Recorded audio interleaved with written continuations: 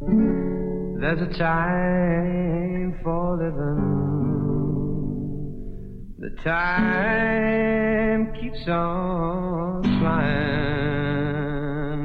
Think you're loving, baby, and all you're doing is crying. Can you feel?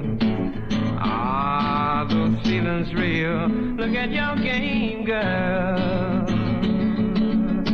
Look at your game, girl.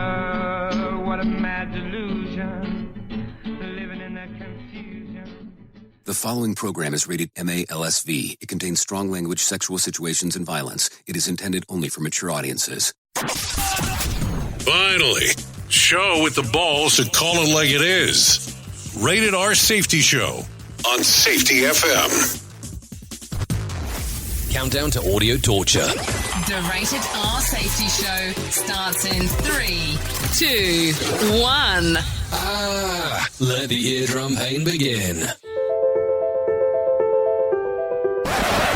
Forget the corporate bullshit. This is the Rated R Safety Show with your host, it doesn't matter who the host is. Well, hello and welcome to another glorious episode of the Rated R Safety Show. And I am here and you are there and we are going to be listening jointly, I guess. Anyways, how are you? How are you? How are you? How are you? And you just heard two tings. And I legitimately really thought that my actual phone was on mute, but I did tell you from the very beginning that we were going to do less production, less editing. This way you could hear it real as it actually goes on. So I do apologize about that. Anyways, how are you? Have things been getting better, crazier, more enlightening? Well, episode 5. And like I told you from the very beginning, we have closet listeners and closet complainers. I'm not even going to go down that path yet. But, all I'm going to say is if you work in an organization and you tell people that you're from Ohio, but you're based in Kentucky, are you in Ohio or are you in Kentucky? And then kind of people caught you on your lie. So then you moved to Ohio. Wow, where did that come from? Anyways, let's get this bad boy started on what we want to do today here on the Rated R Safety Show.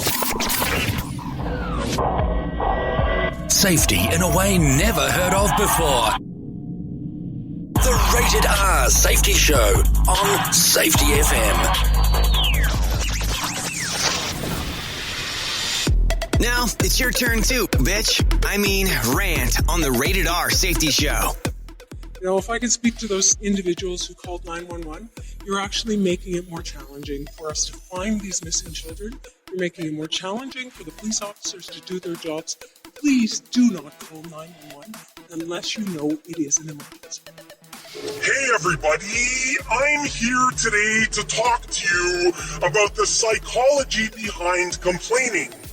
Now, let's face it, everybody knows a complainer. Whether it is your friend, your relative, or family member, or someone that you work with, or simply someone that you see from time to time, everybody knows a complainer, and everybody hates complainers. That's the truth of the matter. The only people that like complainers are other complainers, okay? So if you hate complainers, then chances are that you're probably not a complainer, and that's a good thing. You're not a complainer and that's a good thing? What? I don't know what's going on there. Anyways, welcome back to the Rated R Safety Show. And let's get into some of my favorite portions here. Let's get into the news. Here is the news on the Rated R Safety Show. So I have to tell you, I like this one. This one was actually sent in by a listener. Now, this one is very interesting. After two strangers missed a flight, they were asked to share a hotel room with one bed. Yeah, you did hear me correctly. That was two strangers were asked to do this. Of course, this is actually coming out of Air Canada. And the two people that were asked to do so, one was a 71-year-old passenger and one was a 35-year-old passenger that knew nothing, absolutely nothing about each other, with the exception that they had missed the flight. So Air Canada made this arrangement for them to go to a hotel. And once they actually got to the hotel, they found out that there was nothing available besides the one room. Now, wouldn't that be a little bit awkward? So the daughter of the 71-year-old jumps on the horn, calls around, tries to figure out what's going on with Air Canada. They were able to make out some other arrangements, and Air Canada allegedly fixed the situation. Now, I have to tell you, staying in a room with somebody that you don't know and there being that big of a gap is kind of weird, kind of awkward. And I know that's not safety, but man, does that make an interesting story. So thank you, Air Canada, for that one. And thanks to the listener who sent that in. Much, much different than normal. Okay, so let's get into some of this craziness here right away. And yeah, it's going to be one of these awkward days in regards of having some of these discussions. So did you hear about the Ebola virus that actually broke out in the city center of Goma, where there's about a million people that live there? It is believed that there was a pastor who was there ministering to the infected people has also contacted the virus. But health officials are optimistic and believe that the risk of spreading is low, since vaccinations were provided to those who came in contact with the pastor. So are they trying to blame the pastor who actually had the infection? I'm not saying it's not possible, but I'm just saying, is he the one that's actually spreading it? I don't know. I guess that's for us to figure it out, as opposed to me just kind of telling you some news story, huh? So did you hear about this one that actually popped up in the news? This is a few weeks back. Let's see how it was worded. 4 kids aged between the age of 10 to 14 hijacked their parents' SUV and drove nearly, are you ready for this? 600 miles to go to a fishing trip. The car was stopped after it was reported stolen. The kids refused to let the officers in, so he smashed the windows. They also face charges for failing to pay for gas for at least 2 stops. Well, crap. That's one hell of a joyride. And man, your parents actually turning you in? That's kind of jacked. But I guess those are things that happen. So ages between 10 and 14. Turn around and do that. Interesting. I remember when I was a kid, I couldn't even fathom doing some crap like that when I was 10 or 14. I could not imagine what my dad would have done to me. Have I ever told you that both my parents were in the Marines? Yeah, that would have been a fun story to discuss afterwards. So did you hear that Subaru is sending back 2,100 unsold legacy sedans and Outback SUVs after faulty welding was discovered between the passenger's compartment and the engine? Oh, yes. They said that one of the suppliers who used poorly maintained equipment were making welds very weak. Not only does this defect cause greater risk of an accident, but also a huge increase in severe injuries to those on board if an accident were to occur. Fortunately, depending on how you want to look at this, they estimate that only 20 of these vehicles have been sold. The rest are still in inventory. So the good part here is only 20 were sold, but that's still 20 people at risk. So good on Subaru on actually calling those vehicles back. How about this one? This one is very interesting. The alligator terrorizing Chicago area parks has been captured by a Florida man, no less. Frank Robb, who owns Crocodile Specialty Services located in St. Augustine, Florida, was contacted by the Windy City to track down the animal. It was found around 4 a.m. in one of their parks. Authorities say that the gator was captured humanely and in good health and will be sent to the zoo or sanctuary. How in the hell, ladies and gentlemen, do we get an alligator all the way up there that's terrorizing everybody? So do you think they did that crap on purpose? Because I wonder if it was done on purpose.